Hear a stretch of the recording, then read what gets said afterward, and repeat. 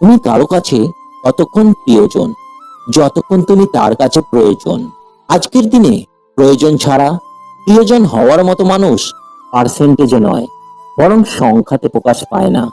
যখন মানুষের খুব প্রিয় কেউ তাকে অপছন্দ, অবহেলা কিংবা ঘৃণা করে, তখন প্রথম প্রথম মানুষ খুব কষ্ট পায় এবং চায় যে সব ঠিক হয়ে যাক। কিছুদিন পর সে সেই প্রিয় ব্যক্তিকে ছাড়া থাকতে শিখে যায়, আর অনেকদিন পরে সে আগের চেয়েও অনেক বেশি খুশি থাকে।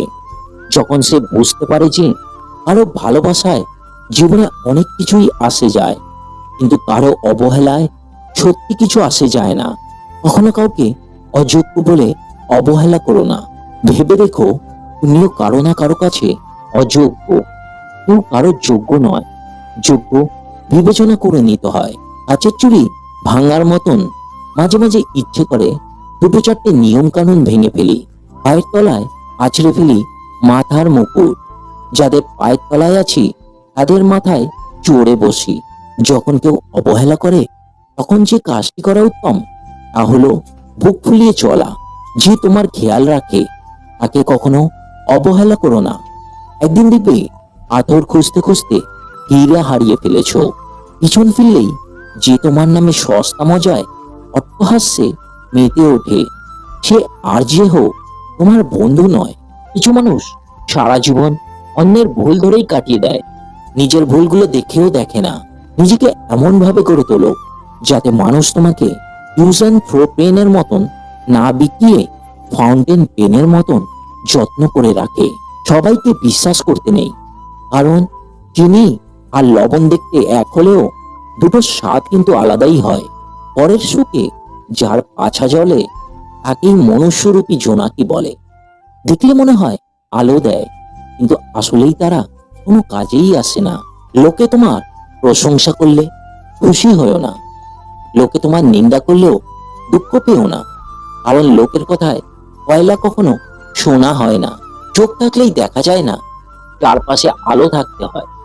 মানুষ হলেই ভালো মানুষ হওয়া যায় না, ভালো মন থাকতে হয়। কিছু মানুষ আছে যারা তাদের প্রয়োজনে আপনার খুব কাছের মানুষ হয়ে যাবে, আবার প্রয়োজন ফুরিয়ে গেলে তাদেরকে এই সীমানায়ও খুঁজে পাবেন না। কিছু লোক আছে যাদের চেহারা দেখলে মনে হয় ভাজা মাছ উল্টে খেতে জানে না, প্রকৃতপক্ষে তারা মাছ ভাজতে শেখায়। বেঈমান কখনো অপরিচিত কেউ হয় না, খুব পরিচিত মানুষগুলোই বেঈমানি করে। দোষটা আমারই। আমি এক লাইন শুনে 2 লাইন বেশি বুঝি, 3 লাইন কল্পনা করি, আর 4 লাইন স্বপ্ন দেখি, আর 5 লাইন কষ্ট পেয়ে মরি। জীবনের কাছে কিছু প্রশ্ন থাকলো, যাদের আমরা আপন ভেবে কাছে রাখি, সে কেন আপনজন নয়? কেন সব থেকে বেশি কষ্ট দেয়?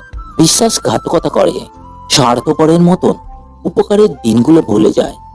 মানুষ হওয়া সত্ত্বেও সকলের মধ্যে কেন মনুষ্যত্ব নেই? প্রিয় মানুষের একটুখানি অবহেলাই সারাদিনের হাসি মুছে দেওয়ার জন্য যথেষ্ট। লক্ষ্মী মেয়েদের 5টি গুণ। নাম্বার 1, রাগ বেশি হয়। নাম্বার 2, অল্পতে মাথা গরম হয়। নাম্বার 3, মুখের উপর জবাব দিতে জানে। নাম্বার 4, রাগের মাথায় উল্টো পাল্টা বলে দেয়। নাম্বার 5, আবার সবকিছুর পর নিজেই ভুল বুঝে কষ্ট পায়। মেয়েদের সম্মান করা কি জিনিস ছেলেরা তখনই বুঝতে পারবে যখন সে কোনো মেয়ের বাবা হবে। ভালো মেয়েগুলো ভালোবাসার থেকেও বেশি সম্মানটাকে গুরুত্ব দেয়, টাকাকে নয়। জীবনটা নির্মম কঠিন। কেউ আনন্দ উল্লাসে হাসে, কেউ বা দুঃখের সাগরে ভাসে। কখনো দুঃখ এসে সুখ কেড়ে নেয়, কখনো বা সুখ এসে দুঃখ ভুলিয়ে দেয়। কেউ যদি আপনার উপর হিংসা করে, ক্রোধ দেখায়, তাকে দেখাতে দাও। তুমি তার উপর ক্রোধ দেখাতে যাবে না, এতে তোমারই ক্ষতি হতে পারে। সময় ঠিক তার জবাব দিয়ে দেয়। প্রেমে ধোঁকা খেয়েছি, তার প্রতিশোধ নেওয়া যাবে কি? একটা ছোট্ট গল্প শোনাই। একদিন একটা সাপ একটা ছুতুরের দোকানে ঢুকে গেল। ঢুকেই একটা করাতের গায়ে সাপটির শরীর ঘষা খেয়ে গেল, আর তার ফলে একটু রক্তও বেরিয়ে গেল। রেগে গিয়ে সাপটি করাতের ওপর একটা কামড় বসিয়ে দিল, তাতে মুখও কেটে গেল একটু। সাপটা আসল ব্যাপারটা বুঝতে না পেরে ভাবলো করাতটা তাকে আক্রমণ করেছে। প্রচন্ড রেগে গিয়ে সাপটি এবার করাত থেকে আষ্টে পিষ্টে জড়িয়ে ধরল, যেমন করে সাপ শিকার ধরে এবং গায়ের শক্তিতে শিকারের শ্বাসরোধ করে আর হাড়গোড় ভেঙেও দেয়। করাতের ওপর যত চাপ দিতে থাকে, করাতের তীক্ষ্ণ কাঁটা সাপের গায়ে আরো বিঁধতে থাকে। রক্তাক্ত হতে থাকে সাপ, ব্যথা পেয়ে আরো চাপ দেয়। মরণ প্রাণ চেষ্টা করে সে। এক সময় সাপের শরীর খণ্ড খণ্ড হতে থাকে। অতিরিক্ত রক্তক্ষরণে এক সময় মারা যায় সাপটি। মাঝে মধ্যেই আমরা অন্যের ওপর রাগ পুষে রাখি, প্রতিহিংসা জিঘাংসা জ্বলতে থাকে মনে। কি করে অন্যের ক্ষতি করা যায়, বদলা নেওয়া যায়। মাথার মধ্যে এরকম চিন্তা ভাবনা বিষের মতন, ছুতুরের দোকানের করাতের মতন। যত বেশি মনের মধ্যে রাখবেন ততই রক্তক্ষরণ হবে। তাই মাঝে মাঝে খারাপ কথা, খারাপ লোক, খারাপ পরিস্থিতি এড়িয়ে চলতে হয়। কোনো মানুষের কাছ থেকে দুঃখ পেয়েছেন, তাকে ক্ষমা করে দিন। তার সাথে না চলার ইচ্ছা থাকলে চলতে হবে না, কিন্তু দুঃখ পুষে রেখে নিজেরই ক্ষতি। আপনি যার কাছ থেকে ধোঁকা খেয়েছেন সে তো আপনার প্রেমিকা, তাকে তো এমনিতেই ক্ষমা করা যায়। ভালো থাকবেন, ধন্যবাদ।